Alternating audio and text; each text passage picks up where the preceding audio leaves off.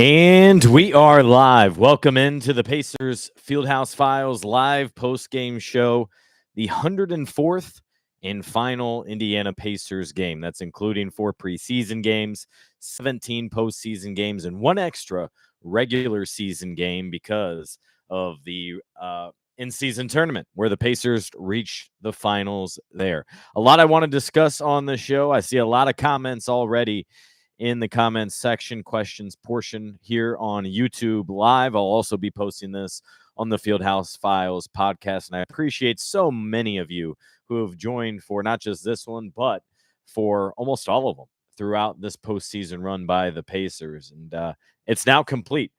We're already on to Tuesday as of I'm getting started with this recording.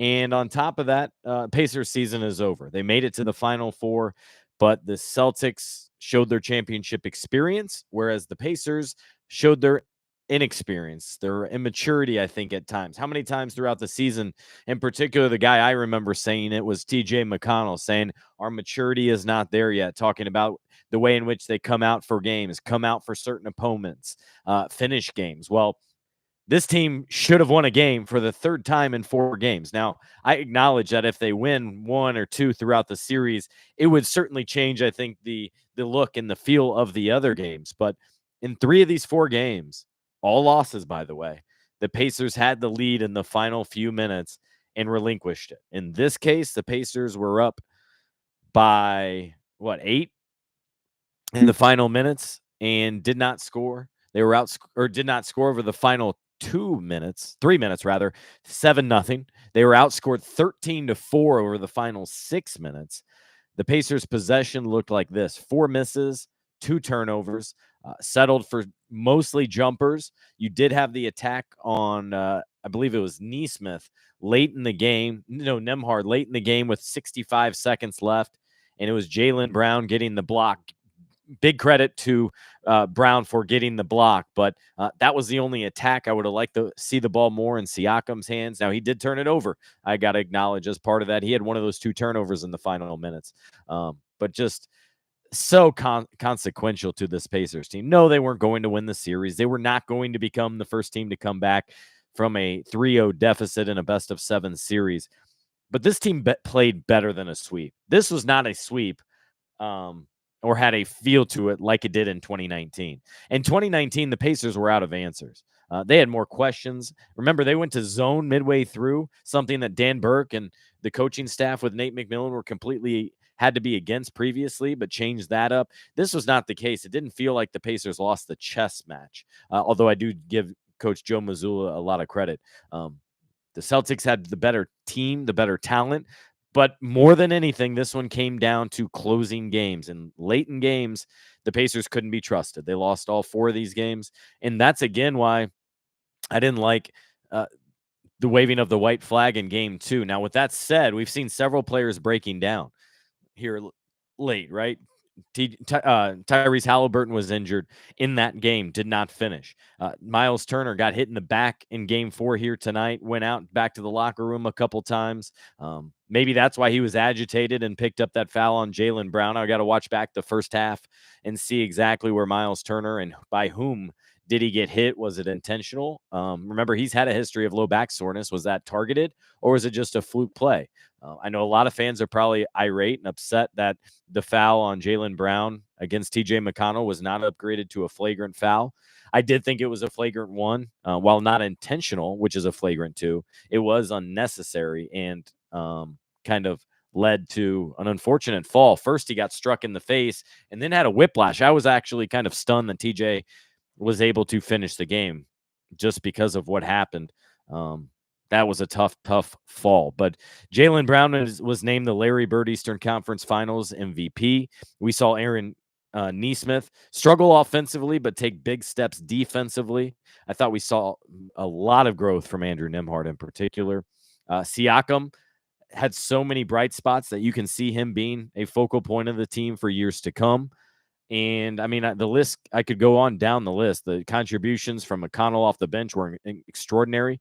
Double figures in 9 of the last 12 postseason games, a guy that averaged less than 9 points per game last season. So not only did he have a career year last year, he did this season as well. And that was very impressive to me, not just the postseason, what he was able to do, but also this season.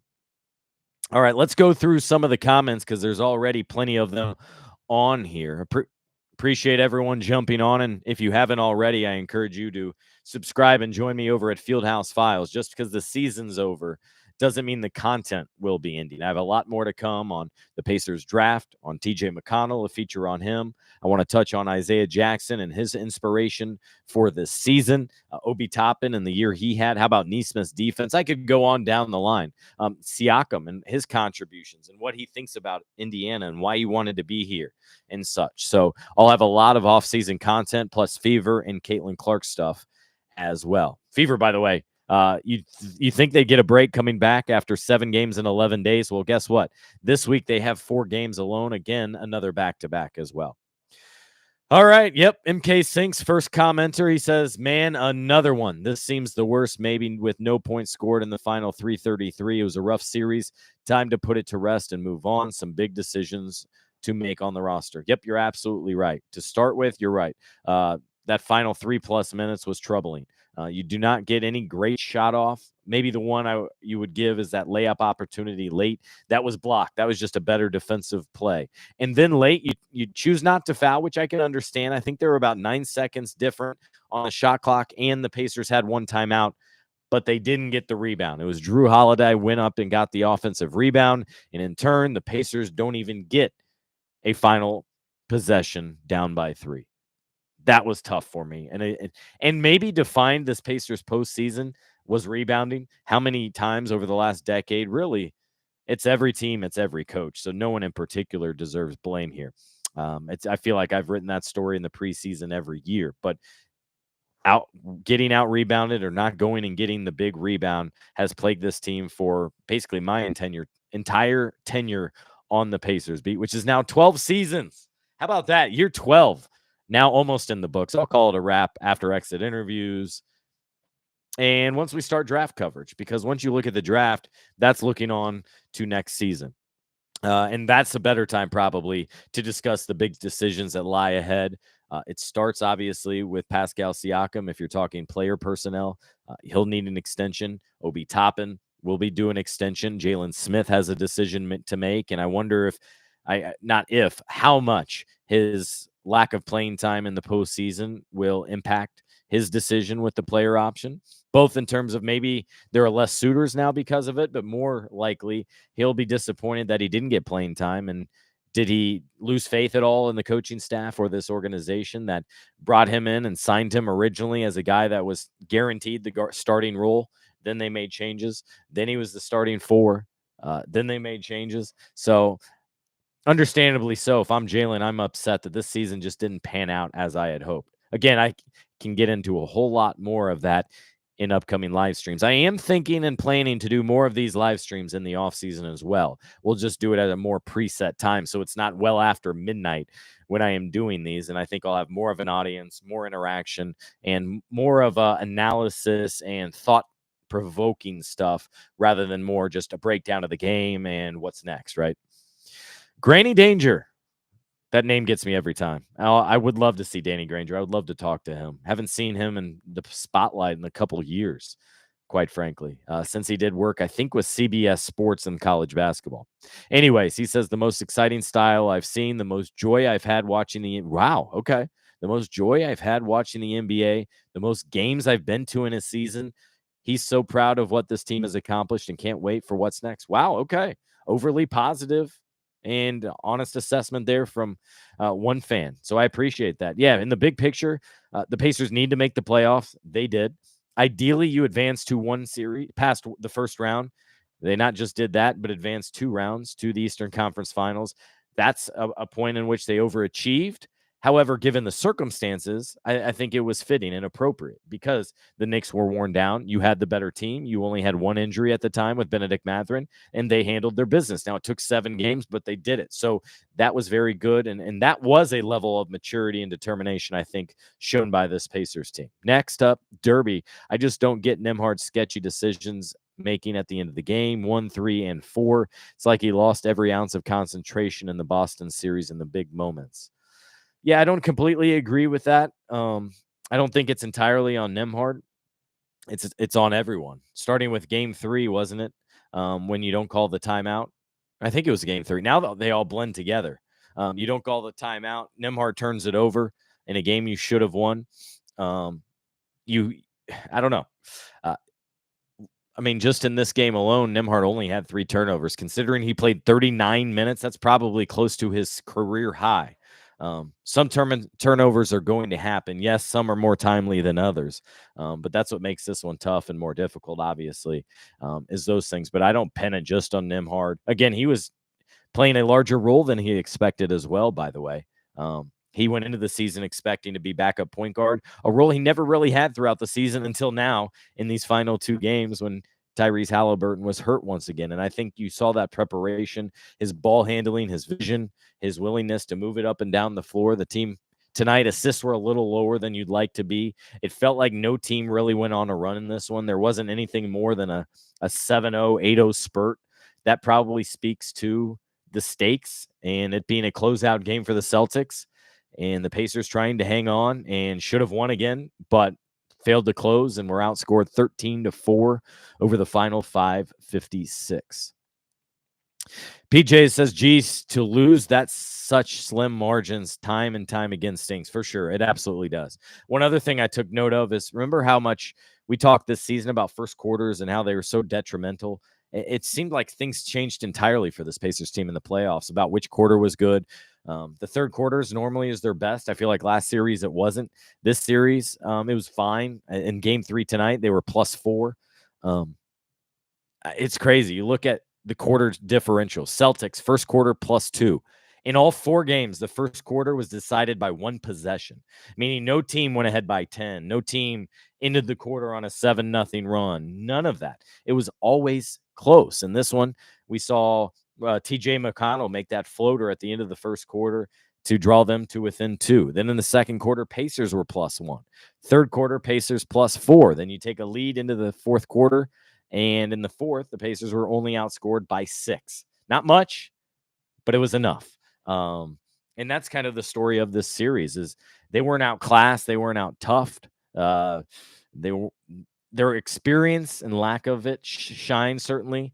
Although Porzingis never played in this series, the Pacers were without Mathurin, and at times you would have loved him in there for his ball creation, his competitiveness, and his ability to get to the free throw line. Tonight, that wasn't much of an obstacle.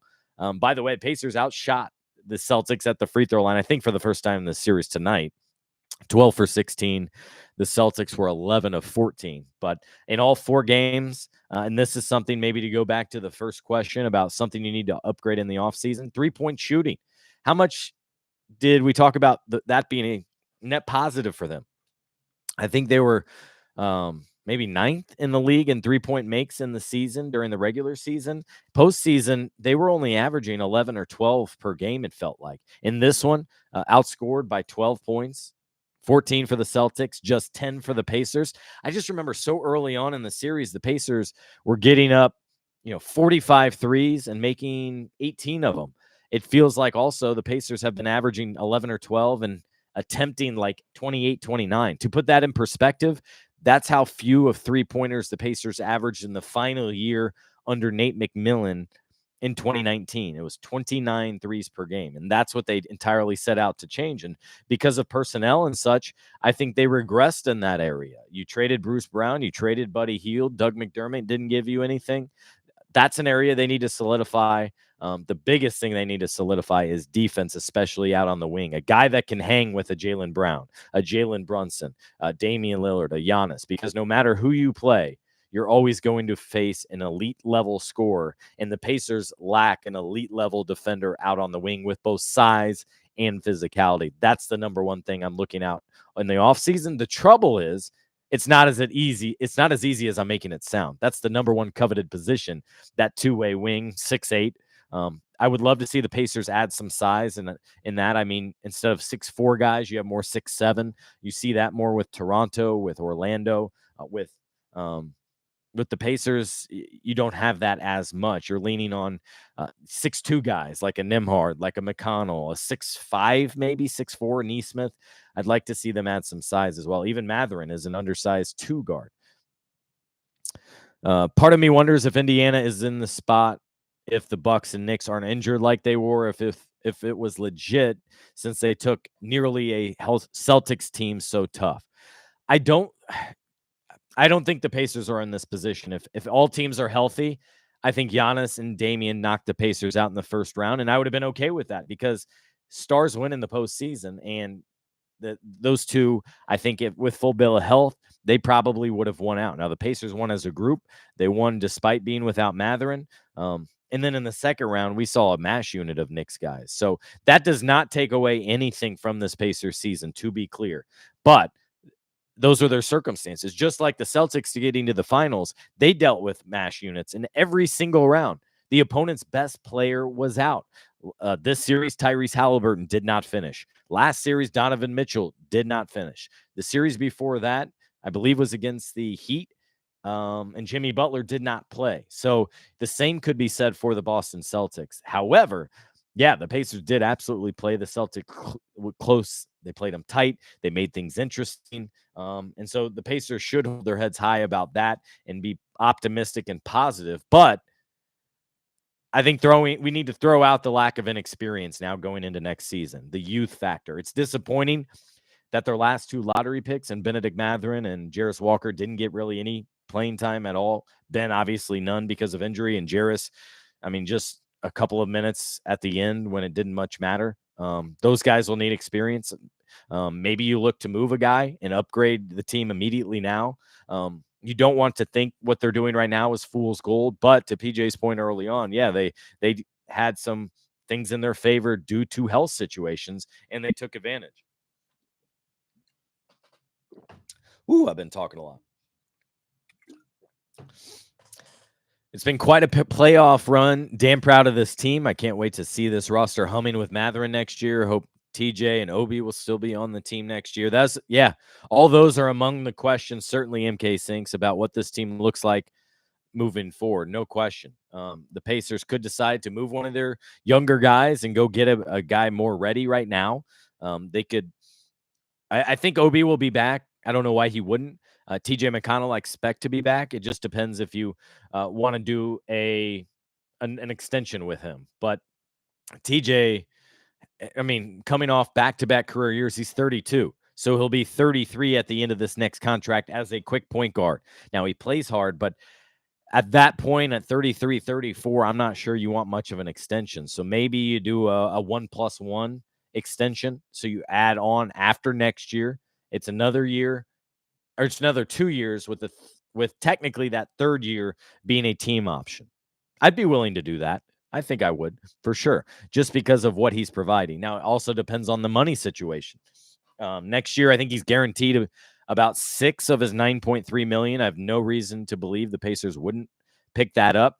They're going to be on the hook for about $40 million with Tyrese Halliburton. They're going to be on the hook for probably about another $40 million with Pascal Siakam, assuming that goes exactly as expected. But then after that, the Pacers, I think, will have another Pacers should have another $70 million or so to fill out the rest of the roster. I haven't seen the exact salary cap projection right now. I think it's more about 140, let's call it. If that's the case, they would have roughly 60 million to operate with. And you got Nesmith starting a great deal at 11 million per. You got Isaiah Jackson on the final year of his rookie deal, Nembhard in year 3 of an incredible rookie contract, Benedict Mathurin entering year 3 of his rookie deal. So you do have a lot of value level contracts on top of having 2 max deals. Ethan says, I appreciate Nembhard stepping up big time in this series, but there were several sequences late in the game where I would prefer the ball in Pascal's hands. I would agree with that. That's kind of what I was alluding to earlier, Ethan. I agree. Siakam at the mid-range, you need a bucket. I don't think they went to that as much tonight. Siakam only put up 18 shots. I thought that needed to be over 20, and he made almost half of them. I really didn't need him to attempt the threes that he did. He was 0 for 3. We've seen all year, not a great three-point shooter. I think for him, that's something to work on this offseason, because if he can be counted on to knock down a couple three-pointers, then he becomes a threat from outside. It adds a new dimension to the team, and I don't think you're going to win many tough physical playoff games knocking down only 10 3-pointers in this day and age. I think probably that 14-16 number is more appropriate, just like the Celtics hit tonight, outscoring the Pacers by 12 from 3-point range. Luis is back. He says, in Pascal's championship. Ooh. Wow, there's a lot more comments here than I realize. I am behind. Let me catch up here. Wow. All right. Luis says, in Pascal's championship pedigree, is it overrated considering your second or third option and shrank every game this series down the stretch? I don't think he shrank every game down the stretch. No. And no, I don't think it's overrated, because what I'm talking about with championship experience has been there, done that. The moment's not too big. The pressure doesn't get to you. And I never thought he was out of control. He had that late game turnover tonight. Yeah, that wasn't a good one, but so did Nembhard. I think he could have been better, but I wouldn't definitely not classify it as he shrank in the moment, and that playoff experience was overrated. Studio says, I enjoyed seeing the young guys develop this season, especially Nembhard. I hope the entire roster and depth can be kept together with continued growth. Yeah, I agree to the most part. I think some changes need to be made to consolidate the roster is what I keep going back to. You don't need 12 or 13 guys that could really play. You need to add a shooter. You'll probably replace McDermott. You need to add another defensive-minded player, because this team needs to improve on the defensive end. Now, I will give them credit. I mean, this series and this game in particular, they've held the Celtics down. Both teams are two of the most historic offensive teams in league history. And tonight in a game 4, it was 105-102. So those are the areas. I would add length. I would consolidate, add a defender, and more three-point shooting.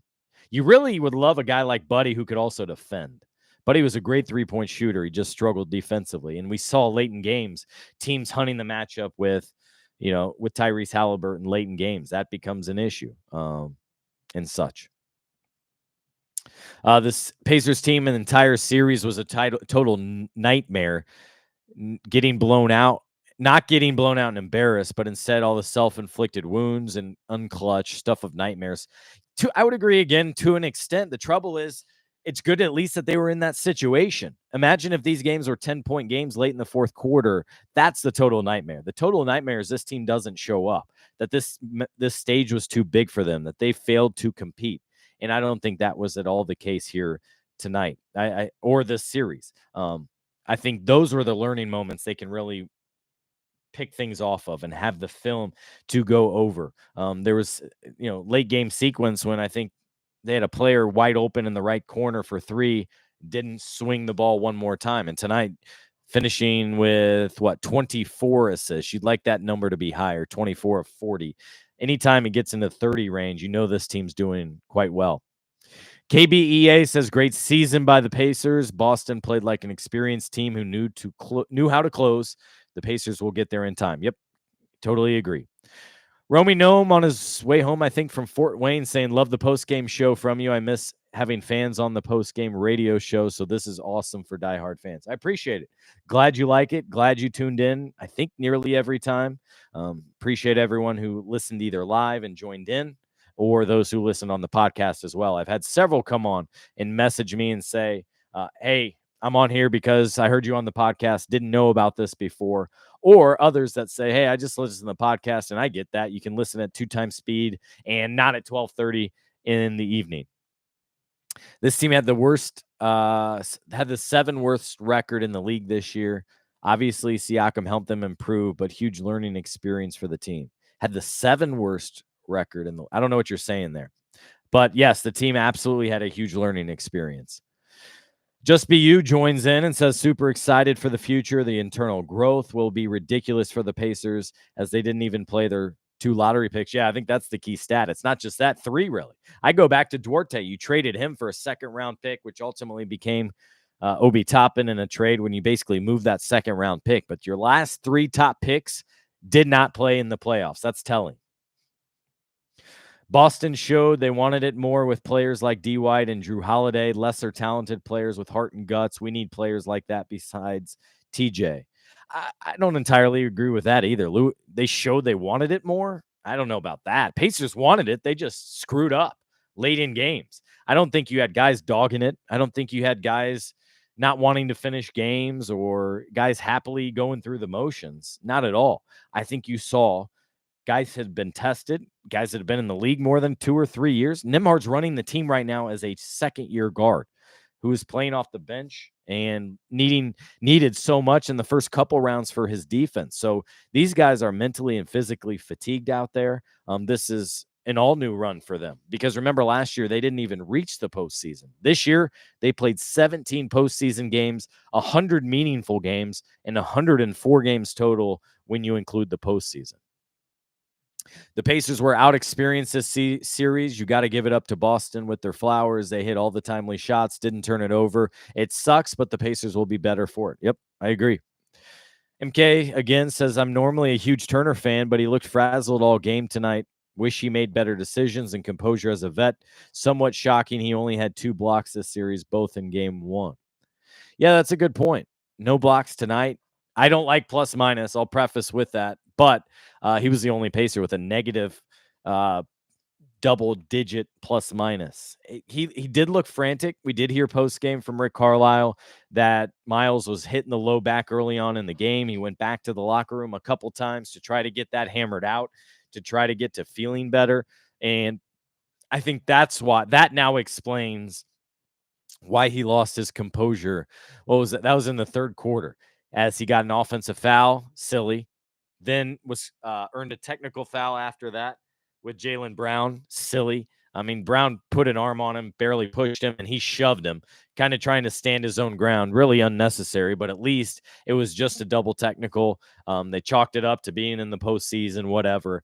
But then on the next time down, within 20 seconds, Turner was called for another one. So he finished the game with 5 fouls. And that, to your point, I agree. He did look a little frazzled.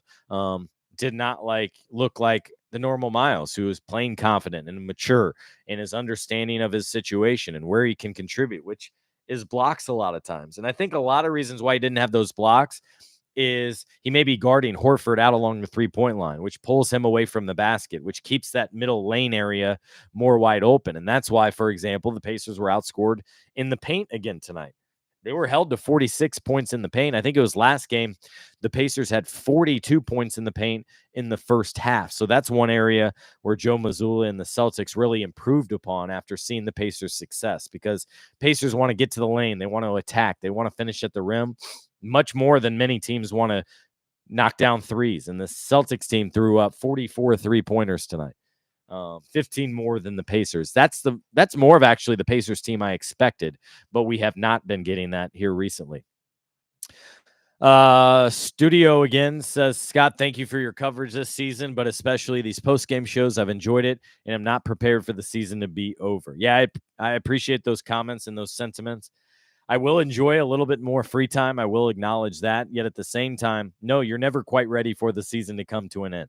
For me, I always have more stories, more people I want to talk to, more things I want to spotlight. Among them, I hope you guys read and saw my story today explaining why the Pacers wore their yellow statement edition uniforms, not just to every game this series, but for all 17 postseason games. I had never seen anything like that. So before the game, I wrote that story, talked with the NBA's head of kind of branding and on-court apparel, Christopher Arena, and got comments from him about that. And those are among the stories I like to do beyond the basketball that help to explain what we're seeing out there and everything. Pacers had 8 home games, won the first 6, lost the last 2. They did t-shirts, gold t-shirts in 6 of the games, rally towels, which I'd say get rid of and move on to something a little bit more valuable for 2 more. But 8 home games in all, that's 8 more than the Pacers have had in quite a while, because they hadn't advanced out of the first round since 2014. They hadn't been in the postseason for a home game since 2019 because 2020 was down at the Disney bubble. I mean, these home games are worth millions to the franchise each. And so this was a significant run, not only for the players and the coaching staff and the front office, but also for the business of basketball on top of what's going on with the Indiana Fever. So it's super lucrative and appreciated by them as well. Here's hoping Neesmith has super late growth spurt to 6'8". That's just be you commenting about what I was saying earlier about this team needing to be a little bit bigger, a little bit longer, making things more difficult. On a side note, Romy Gnome said, I'm the guy that was recognized and gifted the 75-inch TV as a season ticket holder. I think I remember that during an in-game timeout. So congratulations. That's awesome. Not only a season ticket holder, but cool to see you renew your tickets and be celebrated for it. That's awesome. And thanks for passing along and joining. TD, I don't remember you on here, so I appreciate you jumping in here on this live post-game show, saying the best player on the Pacers is at best the number 6 guy on the Celtics team. Wow, that's a lot. I'm a little bit surprised by that. Tyrese has his faults, no doubt, but to say he's the 6th best guy, I don't know about that. The best thing the Pacers can do is get rid of clueless Rick Carlisle. All right, that's a little harsh. You're going to consider all things at the end of the year, as you should after each year. Now, that said, remember before the series, Rick Carlisle and his coaching staff signed contract extension. So with that said, I'm not expecting any of those coaching changes. They all just renewed their contracts. So I have no idea why you would change that. I don't think the front office will look at this as, hey, we came up short and it's on the coaching staff, so let's make a rash decision. Now, other teams might. Other teams have done that before. We've seen what Milwaukee has done, and they're paying 3 head coaches right now, right? With Bud, with Adrian Griffin, and now with Doc Rivers. So it's not above some franchises. Pacers are about stability and continuity, and I think there won't be any change there. No reason to believe that, but I appreciate the question. Not the Celtics' fault. Every team gets hurt. The Pacers played even better on defense without Halliburton, but way too careless with late in games. A good season overall for the Pacers. Yeah, no, I totally agree. It's not the Celtics' fault. It's not the Pacers' fault. Opposing teams got hurt. You take advantage of your circumstance, and they did up until the Pacers ran into a better team with more experience, and that's the circumstance. Ethan says, how much would it cost us to pick up an all-defensive second or third team type player? What type of personnel would we have to sacrifice? A lot. I think it'd probably take, I don't know, you're looking at Mathurin, Jalen Smith, and a first-round pick, perhaps. Something like that. We can get into a lot of that in maybe an off-season conversation when I can really look over contracts, see who's exactly on those first and second teams. The guy I really liked a couple years ago and still do, but first talked about him in his defense is Jaden McDaniels. He's a guy also represented by the same guy that represents Mathurin. But he just re-signed a deal, I think, before the season with the Minnesota Timberwolves. They're making a big run right now. No reason to think he'd become available or be a real option. But that is the type of player the Pacers need. A Lou Dort is another guy that comes to mind. Physical, tough, hard-nosed defender. What else do we got here? A lot of comments. Let me try to catch up here after the Pacers 105-102 loss. They're swept by the Boston Celtics for the second time in 5 years, 2019 and again now. Turner's head wasn't in the game. He looked lost. The way he looked lost in the FIBA World Cup. The way, I'm guessing you're saying USA looked lost in the FIBA World Cup in 2019. Oh, no, you're talking about Miles playing in FIBA World Cup. I got you. Yeah, I think it was probably both disappointed the way the series has gone. Maybe a poor start, taking a hit from somebody apparently early on in that low back area, which has given him problems recently. It's made him on the injury report a couple times because of it. And then just the mounting frustration. He gets shoved by Jaylen Brown, so he shoves back. I would like to see a little bit him handle that a little bit better, no doubt. Turner just plays better with Halliburton out there. Yeah, that's true too. No doubt about that. And I do remember someone earlier talking about the team playing better defensively without Halliburton. That is true. I mean, that's the step I think Halliburton needs to make, is take more pride on the defensive end. He'll even joke every time about his defense. He's like, yeah, it's okay. I'm an okay defender. It's good enough. I'd like for him to take more pride in that. He's never going to be a Drew Holiday type level defender. He takes so much pride in his offense, setting each other's up, knocking down a big shot, but not being played off the court in late game situations because of your defense is also important. That's a big area, along with maturing more physically as just a 24-year-old, adding a little bit more muscle. That would be huge for him. We'll see how serious this uh, injury is with that hamstring, if it is just soreness, or did he re-aggravate it in terms of suffering another big strain on that injury. It doesn't sound like it will keep him out of Team USA. That's not for another 6 weeks or so in Las Vegas, around July 6th. But in the next month, he'll have to make a decision and make sure he is able to be good, be able to rest, and then ramp up in order to play for Team USA. And yes, I am expecting Andrew Nembhard to play with Team Canada. That is fully expected as well. Whereas Benedict Mathurin, his shoulder, I don't expect to be ready. He is back on the court doing certain things, dribbling, some shooting, but not doing too much with that shoulder injury. He needs a full offseason to get healthy. So I do not expect Mathurin to play with Team Canada. Mega Driver, they could trade Mathurin. He has value. Yeah, exactly. I think that's in terms of if you want to upgrade the roster. That said, I'd be very curious what a third-year Mathurin looks like with this group around him and with Siakam out there. And him and Siakam are guys that can get to the paint and finish through contact and get to the free throw line. You'd like to have as many playmakers on your team as you can, and Mathurin is absolutely one of those. Studio says, I agree with that. It would be perfectly okay with a couple of youngsters being moved in the offseason for the correct player type and position to improve shooting and rebounding. Yep, that's kind of what I've been saying there. Shooting, rebounding, and defense. Don't forget about that side, because in trying to get stops, you need a defender. And tonight, again, Brown 29 points, Tatum 26 points, 13 rebounds, 8 assists. And you could go on down the line. Brunson going for a 40-piece and a win. Dame and Giannis, although Giannis didn't play, you need a guy that can contend with those guys. Pascal is a good 2 option. The Pacers need to put defense in this team. Awful coaching is having a field day with Rick Carlisle's defensive schemes, yada, yada, yada. Yeah, I agree in terms of the defense. Must improve. Got to improve the team defense, and it starts with individuals and their point of attack defense, which wasn't great really all season long. We did see some high moments, I think, from Nesmith, from Nembhard, even McConnell in the postseason, but that's on everyone. With Nembhard's coming out party, do you think about including him in a trade to get that big wing? No, I don't think you do. I think you keep Nembhard. He's on an incredible contract, a rookie deal for the next 2 years. He's a defender. He's a guy you don't have to worry about on and or off the court showing up. He's a hard playing guy. He's competitive as hell and raises everybody's value. I understand the thinking there is if you're all in with Tyrese, you're giving him not just a max contract, but a super max contract because of his all NBA status. Maybe you do move on from a guard like that. The trouble is, point guards are highly valuable.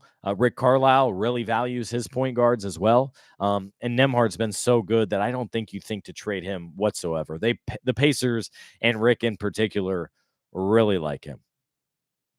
I got to be honest, every Hawks versus Pacers game, I made money on the over, Mega Driver says. Well, congrats. I'm happy for you, man. Yeah, those games, nobody defended. So it was like 150 to 145 were those games. Welcome, Brooklyn Pyro. I appreciate the comment. KBEA again says, I heard on a national podcast where the host said Indy should get Jimmy Butler because of his experience in defense. Obviously, there's health and age concerns. Do you think he would be a fit? Yeah, a guy like Jimmy Butler is exactly what this team needs. He would will the team to wins late in games. He's been there, done that. He was just in the finals, last year? But yeah, you are concerned a little bit about his age and his current status, as he'll turn 35 in the fall, and he's due a contract extension, by the way. Mostly, I don't think it'll happen because I don't see him leaving Miami. But that is a great archetype, although you'd like him to be 6 years younger. You'd like to be more 28 years old than 34, turning 35. Under no circumstances do we include Nembhard, says Just Be You. Yeah, I agree. You shouldn't be so anxious to include the guy that just had probably the best postseason series of everyone. He showed his versatility defending. He showed his versatility on the offensive end, his ability to run his team, to hit big shots like he did in Game 3 against the Knicks. Yeah, he had some down moments, but this is a 17th and final postseason game. He was playing 35 plus minutes, I want to say, in every game almost. And so that is a lot to ask of such a young player. Now, he is a little bit older because he spent 4 years in college, a couple of years at Florida, right? And a couple of years at Gonzaga. But I agree. You are not wanting to move Nembhard. I wouldn't even bring him into the discussion. Only reason I'd move him is if you could get like a top 10 player and you got to include him and several other key players. But that's not happening. I'm okay with moving Matherin for a guy that fits the Pacers' playing style, especially considering Nembhard's development, Ethan says. Ben's offense is so ISO heavy and his defense leaves a lot to be desired. Yep, I think that's got to be the fair vision, is you believe in Matherin, but you're willing to sacrifice a young, good piece for a guy that maybe fits this team better and suits them more on both ends of the floor. You do like how he attacks and his skill in doing that, but I think you said it well.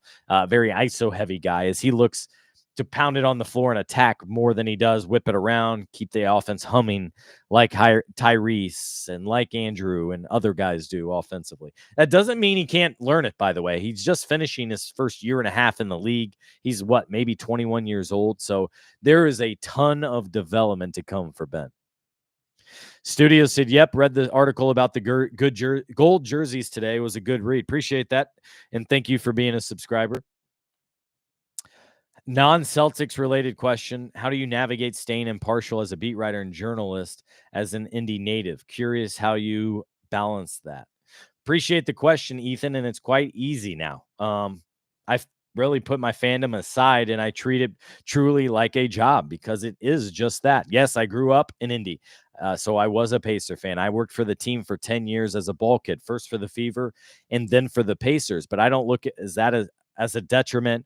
I look as that as valuable experience that left an impression on me to where I'm not giddy about things. Like if LeBron was sitting next to me, I would just talk to him like anyone else. And that's how all these guys want to be treated. I wouldn't want a photo or get giddy, about that at all because, back in those days early on, I was taking food orders from them and rebounding for them. One of my great stories is with Carlos Boozer in my first couple of years. It's just me, him, one-on-one on the practice court at Gamebridge Fieldhouse for an hour. It's fantastic. So really during my final year or two at IU, you really first couple of years, it is a challenge. You try to put your fandom aside and now it's really easy. And I don't think anything of it. What we want in the media and what I want selfishly as a journalist are good storylines. You want Nembhard to hit that last shot. You want Brunson to go for a big win. You want a coach and Rick calling out the officials in game 2 and that storyline and how does the team react and growth from individuals. Like seeing what TJ McConnell is doing, seeing what Andrew Nembhard is doing, seeing how Siakam blends in with a new team. Those are all the different things I look forward to. And I will say for my health, the best thing about it is that I don't feel the wins and losses. So after a big win or a big loss, Ethan, I'm not deterred. I'll finish this. I'll update the podcast, try to get some good night's sleep, and then move on to the next thing because it comes quick. Tomorrow, Fever game. So I got Fever shoot around and all that. So I can answer this at length and much longer. But to cut it right there, I think that's the best way to put it. It's easy in time, but it does take a year or two for sure. What else do we got here? A lot more questions I'll try to get to after this 105-102 loss here. I have faith Tyrese will do some recruiting this offseason for a player he knows this team needs. Yeah, but it's not that simple, but it definitely will help, Luis. You're absolutely right. A lot of negativity about Rick. I don't need to get into that, but I do see your comments, TD. We don't need that. If you want to have an honest conversation about coaching, I will do that. Scott, there was a pool report on why Brown's foul wasn't flagrant. We've seen all year long that intent doesn't matter, or is it only when the Pacers are the aggressor? Yeah, I thought it would be a flagrant one foul. I saw that post-game report. I've done those post-game reports, been on the other side, and here's how they work. You request them. There's one individual each game. It's usually one of the home beat writers is assigned to be the pool reporter. 99% of the time, you're not needed. I bet this is the third time all season at Gamebridge that a pool report was initiated, and it must be requested before the final before 10 minutes after the game ends. So there was at least one instance, I think, this season where a couple of us wanted a pool report, but by the time it was submitted or made official, it was after that 10-minute window. So you got to do that. You got to provide not the exact question, but basically what you plan to ask, and then it's always accepted.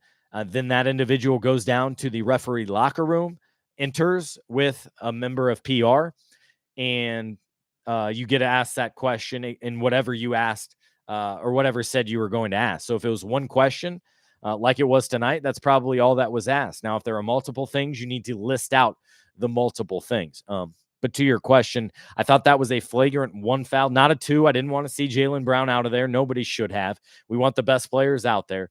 But that was some hard contact. That was just to the detriment of TJ McConnell. I'm surprised he stayed in the game, even though then I think a short whistle later he came out. I'd be surprised if he's not feeling the effects of that tomorrow. Both a hard hit to the face, to the nose area, and then his neck whipped back, which I didn't really like whatsoever. So that was terribly uncomfortable, I think, for him, and I'm sure he'll be feeling it. PJ says the Mathurin trade talk is wild. He brings the toughness and defense the Pacers need. Doesn't bring the defense. He is not a good defender, not yet at least. He does bring the toughness, the competitiveness. He's a dog, if you like saying that. He can get you your own shot. He can get to the rim. He can get to the foul line quite often. And it's not any of us saying you do trade him. It's saying if you can upgrade this team now and get a player who fits your timeline and provides more of a well-rounded performance, you have to give up something of value. And so someone like that, at the bottom I see here, Trey Murphy or Herb Jones, those type of players are what they need. And so you consider including someone like that. Nobody is untouchable on the Pacers, to be clear. I don't believe anybody in the league is. You make a sweet enough deal for LeBron James, I'm considering trading him. But with that said, you got to understand your circumstances and where you're headed. All right, let's see. Mega Driver, you have good post-game coverage. Got to give you props with the content. You got a subscriber since Saturday from Puerto Rico. I appreciate that. Thanks for joining on. And make sure you're not only a subscriber here on YouTube and the Fieldhouse Files podcast, but also at fieldhousefiles.com. Appreciate so many of you on here. We are late, pushing 1 a.m. Eastern time right now, and dozens of you still on board with me hanging around. So I appreciate that. Ethan adds, I think a lot of Pacer fans view Mathurin in terms of prospect rather than production. We love the idea of what he could be, but his game needs plenty of development. Yeah, and I think that's true with a lot of the young players, Jarris Walker included there. They drafted Jarris when they didn't have a power forward. Then they acquired a couple of them, right? And Obi Toppin and then Pascal Siakam. So he fell out of the rotation, and that's why the player you drafted is not the player you needed. And that's another reason why it's always best to draft the best player available, I believe. I did like the drafting of Jarris Walker. It made a lot of sense to me, but it just reiterates why you draft the best player available. If it overlaps with the position, you figure it out. Normally, I think you're incentivized to draft those intangibles, those difficult factors that every team desires. It's wings with length that can play both ends of the floor. I'm going to give you names that would fit with the Pacers they could trade for. Jeremy Grant, John Collins, no. Jeremy Grant just started a new contract last year with Portland. I talked about Jimmy Butler earlier. Lou Dort, and he's not going anywhere with OKC. I would be surprised by that. Ethan jumps in and says, I hope Mathurin can develop as a Anthony Edwards type player. Oh, yeah, that would be phenomenal. Anthony Edwards is a future face of this league. I've really liked what I've seen for the most part from him. He's done a great job. And so anything close to Edwards would be huge. I mean, Edwards will play himself into the MVP conversation probably next year. My only thought was it takes something significant to get something significant. Nembhard would be a sacrifice for sure. Point guards are super valuable where trading Mathurin isn't as valuable. It depends. I think Matherin probably has more value because of his scoring ability and such. Um, there are a lot of teams that need point guards, but after his rookie contract, how many teams will be willing to pay him what he deserves? That'll be interesting here in a couple of years when he gets off his rookie contract. That'd be 2026. And the Pacers will have to pay him. And if Matherin's still around, we'll need to pay him. Those are all the different things that you're thinking about. Those are all the type of things that the VP of cap for the Pacers is Ted Wu, that he's projecting. You do 1 year projection, 3 year projection, 5 year projection of the money, of the fit, of the type of players that you have on the team. Fans, you need to be able to trade anyone and everyone to make your team better.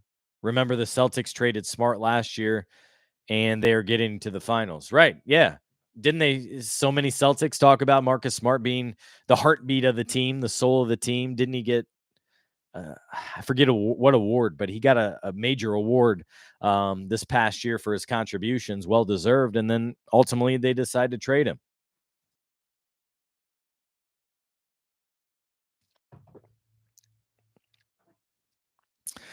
What else we got here? I mentioned Jaden McDaniels and Lou Dort. I also like Herb Jones and Trey Murphy. Yeah, of course you do. That's the type of players every team in the league needs and is wanting. So no surprise there, but good luck getting that.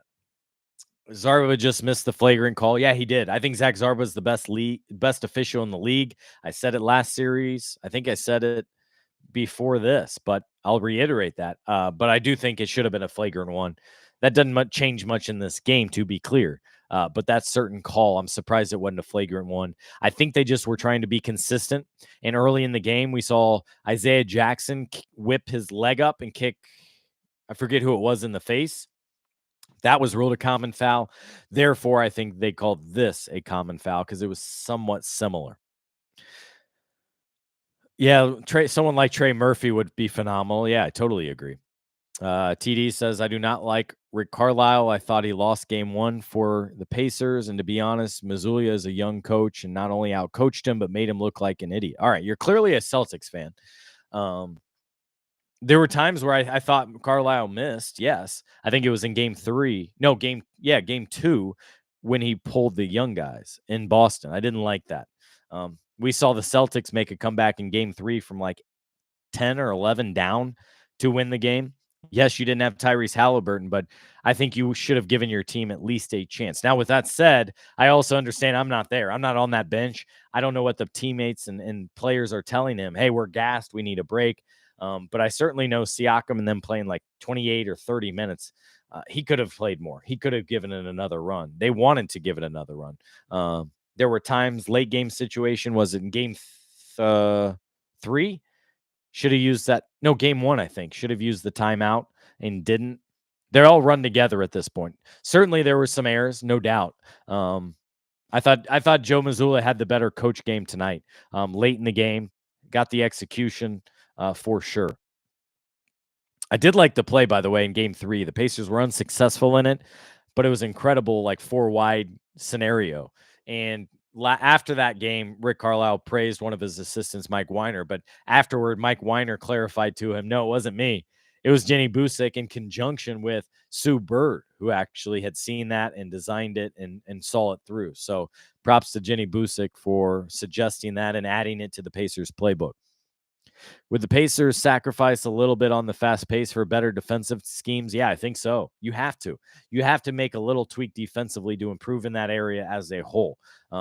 They made sacrifices already just like that midway through the season. It was mid-December when they did just that. So I think they would do it a little bit more. Oh, that's a nice comment.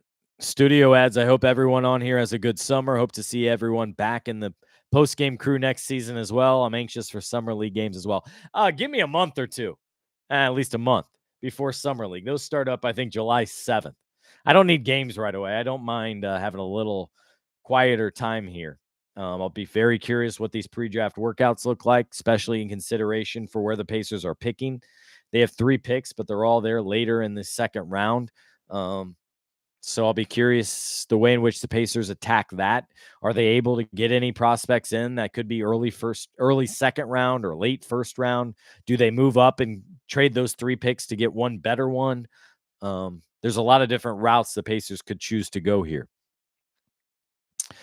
I'm already preparing for us to lose Nembhard for nothing since he's going to be an unrestricted free agent. He's got 2 more years under his rookie contract, by the way. Great show. As a Celtics fan, I'm tremendously happy to go to the finals, but I respect Indiana for what they're doing. All right, shout out to TD there. What's the max contract they can offer to Siakam? I don't have the numbers in front of me right now, Mega Driver, but it would be, I think, something like 5 years, 250. I don't have it off the top of my head, but you're looking at over $40 million per year for a guy like this who's been in the league for quite a while, almost 10 years, I want to say. Yeah, he's already had one extension on his rookie deal. So it's going to be a lot. It's not going to be cheap. And Siakam's going to want the max. That's why I do fully expect that to happen. I am curious if they'll go a little shorter on the years because of his age, if they'll try to get it down a little bit. Because right now, Siakam is 30, just turned 30. And so do you want to continue to pay him when he's 34 or 35? He does provide a different playing style. He's more productive in the half court, playing more methodical. Give it to him at the free throw line extended. He'll knock down the mid-range jumper. Such a smooth shot. I thought we saw that especially in the last series and early on in this one against the Celtics. But I do expect Siakam, to come back, but I don't think it's a dead giveaway or transparent. They still have several things you would have to agree upon and things you can't discuss until closer to the time.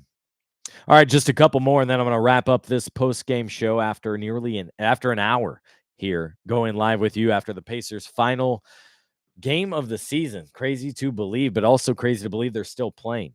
Normally, the Pacers are long done by this. For the past 3 years, the Pacers season is over by April 14th. Guess what? I blinked and here we are, and it's almost June 1st. So I feel like I lost a month here. Basically, games every other day. So that's where we've been at lately. I have no doubt Shepherd can be a 40% guy from 3 just based on the shots he takes. I think his next step is getting craftier around the rim. Yeah, that's a good point. It's attacking. It's finishing through contact. Getting a little TJ McConnell in him, maybe with reverse layups and things like that. Being a little bit more solid defensively. But in his rookie year, I thought he had a tremendous effort and played far more than probably any expected for him being a rookie, for him being a late first-round pick. He played and was more of a contributor than Jarris, and a lot of that was because of his position and because of his experience. That's funny. KBEA mentions the same exact thing with me, not even talking about Shepherd, adding it'll be interesting to see whether Shepherd can become that shooting threat. You hope so. You do, because this team needs more three-pointers. You don't want just 10 threes in a closeout game like this. And to be outshot, had the opponent, in this case the Celtics, make more three-pointers than you in all 4 games, that's something I'm not comfortable with. Can the Pacers work on a sign-in trade with the Clippers to get Paul George? We're not doing that tonight. Why would he leave LA? I just don't see that. You move in, he's comfortable, he's at home. It's where he wanted to be. And he's got a brand new arena opening up with the LA Clippers. Now, he has not signed an extension yet, so he'll be a free agent. But I'm not expecting him to Indy. I know fans can get a little eager about that, but let's not even broach that subject. A couple more things I want to mention here before wrapping up the podcast. Aaron Nesmith, I thought the job he did in this postseason was phenomenal, playing both ends. I thought he wore down a little bit offensively. I mean, tonight, 4 for 11, 1 of 6 from three-point land, but he did attack and get 6 free throws, which is 6 more than I think most of us would expect from him. I think he's primed to take off even more. This is the first year where he had a substantial role, where he was really depended on, and he's starting a 3-year extension, new contract next year. So the Pacers bought into his prime years, and I think they will be very happy with the result. So I see him taking a big step. I think Siakam, I do expect for him to return.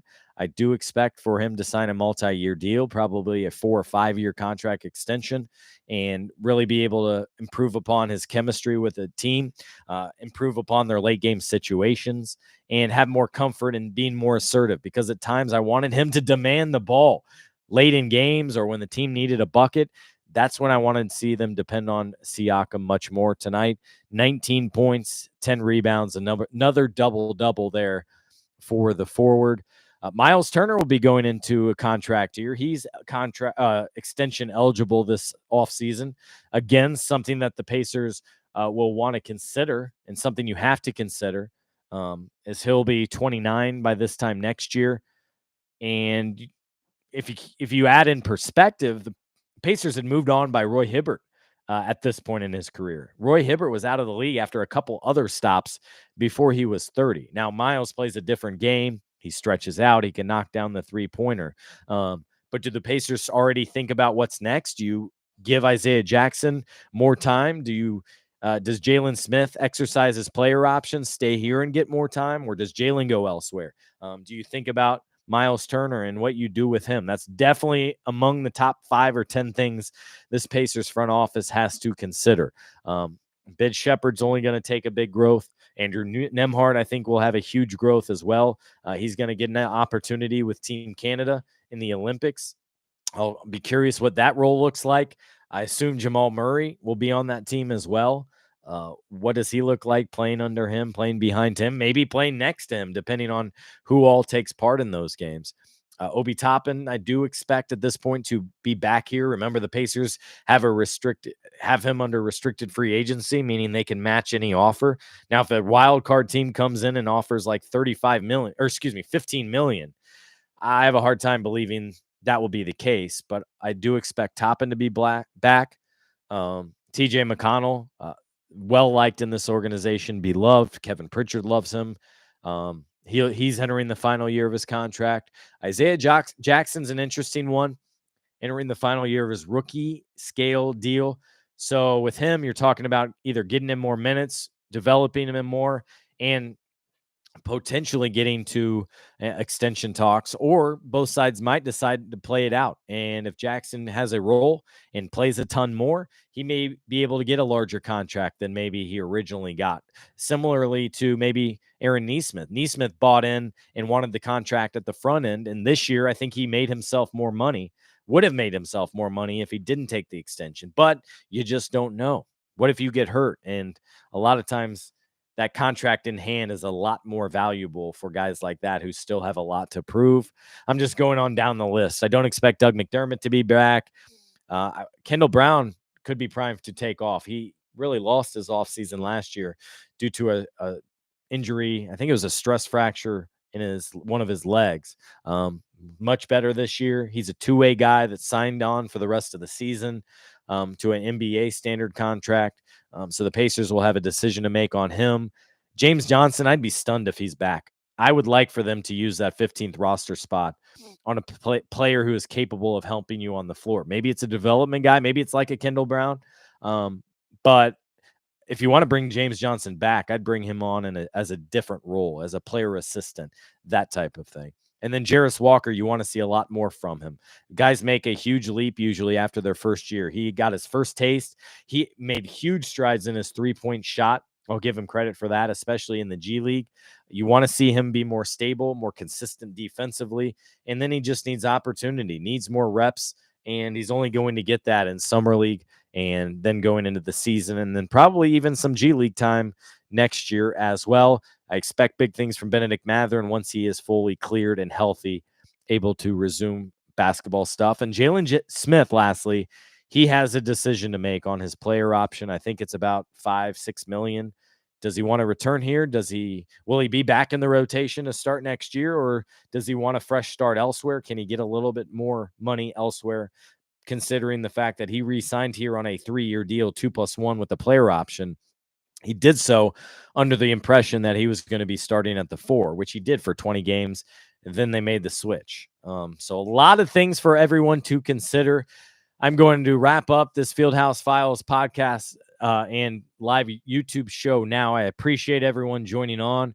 This wraps up my 12th year covering this Pacers team. This is the most difficult year for me ever, the most difficult year covering this Pacers team. But I will say, doing these post-game shows with you, the interaction with the fans, and understanding your love for this team and you subscribing to my work only makes it possible and provides that enjoyment. So I appreciate every single one of you for being part of that, whether you aren't in the comments or you're all over them and have joined for every single one. I appreciate all of you.